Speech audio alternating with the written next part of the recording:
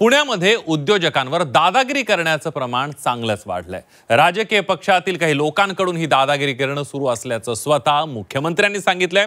दरम्यान यानंतर विरोधकांनी चांगलाच घेरायला सुरुवात केलेली आहे। दादागिरी सुरू असल्याचं माहिती असून ऍक्शन का घेतली जात नाही असा सवाल विरोधकांनी मुख्यमंत्र्यांना विचारलाय। पुण्यातल्या उद्योगधंद्यांमध्ये वाढलेल्या राजकीय दादागिरीवरून चांगलंच राजकारण पेटलंय। उद्योगांमध्ये राजकीय दादागिरी वाढत असल्याची कबुली खुद्द मुख्यमंत्री देवेंद्र फडणवीसांनी दिली आहे। विविध पक्षांचं नाव घेऊन पुण्यात दादागिरी सुरू आहे। दरम्यान ही दादागिरी मोडून काढणार असल्याचा इशारा देखील मुख्यमंत्री फडणवीसांनी दिला। तर दादागिरी सुरू आहे हे माहिती असून सुद्धा फडणवीसांनी ऍक्शन का घेतली नाही असा सवाल सुप्रिया सुळेंनी उपस्थित केलाय। सर्व पक्षीय नेत्यांना एकमत करावं लागेल, कारण खूप मोठ्या प्रमाणात राजकीय दादागिरी ही पुण्याच्या उद्योगांमध्ये पाहायला मिळते आहे। विविध पक्षाला हे लोक त्या ठिकाणी त्या पक्षाचं नाव घेऊन त्या ठिकाणी दादागिरी करतात। मी तर मोडून काढणारच आहे आणि त्यात जो मदत करेल त्याचं स्वागत आहे। गृहमंत्र्यांना वाटत असेल की पुण्यामध्ये दादागिरी होते आणि त्याच्यामुळे पुण्यात इन्व्हेस्टमेंट्स येणार नाहीत, तर मला विनम्रपणे महाराष्ट्राच्या माननीय मुख्यमंत्र्यांना विचारायचं आहे, मग तुम्ही काय ॲक्शन घेतली त्याच्यावर? जर तुम्हाला माहिती आहे इथे दादागिरी होते, तुम्हाला माहिती आहे इन्व्हेस्टमेंट्स येत नाही आहेत, मग त्याला जबाबदार कोण?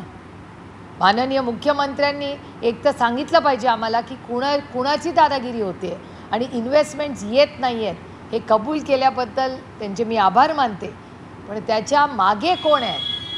कोण या कॉन्ट्रॅक्टर्सच्या मागे उभं आहे? कुणाच्या दादागिरीमुळे इन्व्हेस्टमेंट्स पुणे शहरात येत नाही आहेत आणि याला जबाबदार कोण आहे याचं उत्तर माननीय मुख्यमंत्र्यांना द्यावं लागेल। पुण्यात कुणाची दादागिरी सुरू आहे याच्या चौकशीची मागणी रोहित पवार यांनी केली। तसंच दादागिरी सुरू असताना सरकार काय करतंय असा सवाल देखील रोहित पवारांनी उपस्थित केला। दरम्यान दादागिरी करणाऱ्यांवर कारवाईच्या सूचना दिल्याचं स्पष्टीकरण विरोधकांच्या आरोपांवर अजित पवार यांनी दिलं। देवेंद्र फडणवीस साहेब मुख्यमंत्री असताना सुद्धा जर तुम्ही व्यासपीठावर असं म्हणत असाल की हो अशा प्रकारची दडपशाही सुरू आहे, तर मग तुम्ही काय करताय मुख्यमंत्री म्हणून? आणि मग एकनाथ शिंदे साहेबांच्या विभागाकडे नाही तर त्यांच्या नेत्याकडे हा विभाग आहे, मग ते तिथं काय करतायत? त्यांचे नेते तिथं काय करतायत? मंत्री तिथं काय करतात? दादागिरी त्या ठिकाणी आम्ही खपून घेत नाही। पुण्यातल्या दोन्ही सीपी पुणे पिंपरी चिंचवड आणि पुणे ग्रामीणचे एसपी यांना स्पष्टपणे सूचना दिलेल्या आहेत।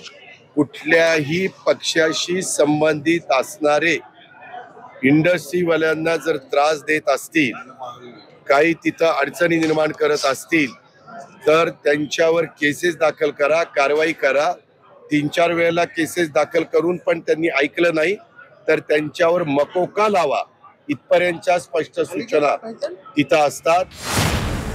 काल पुण्यातल्या एका कार्यक्रमामध्ये देवेंद्र फडणवीसांनी मिश्किल टोलेबाजी केली होती।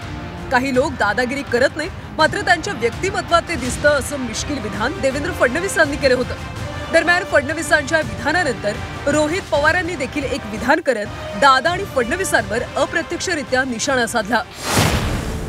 माझे सहकारी उपमुख्यमंत्री माननीय एकनाथराव शिंदेजी, माननीय अजितदादा पवारजी, पुण्यातले दुसरे दादा जे कधी दादागिरी करत नाहीत असे आमचे चंद्रकांत दादा पाटील। दादा काही लोक दादागिरी करत नाही पण त्यांच्या व्यक्तिमत्वातच दिसते। आलच एका कुठल्या तरी व्यासपीठावर जिथं देवेंद्र फडणवीस साहेब होते आणि अजित दादा होते, कुणीतरी दादांना अप्रत्यक्षपणे दादागिरी करतात असं कुठेतरी सांगितलं। मग हे जे पुण्यामध्ये MIDC मध्ये चालली आहे दादागिरीच चालू आहे, तर मग ती दादांची दादागिरी आहे, दादांच्या पक्षाची दादागिरी आहे, भाजपची दादागिरी आहे का मग एकनाथ शिंदे साहेबांच्या नेत्यांची दादागिरी आहे? हे कुठेतरी आता स्पष्ट झालं पाहिजे। काही दिवसांपूर्वी पुण्यातले उद्योगधंदे इतर राज्यात जात असल्याची कबुली खुद्द उपमुख्यमंत्री अजित पवार यांनी दिली होती।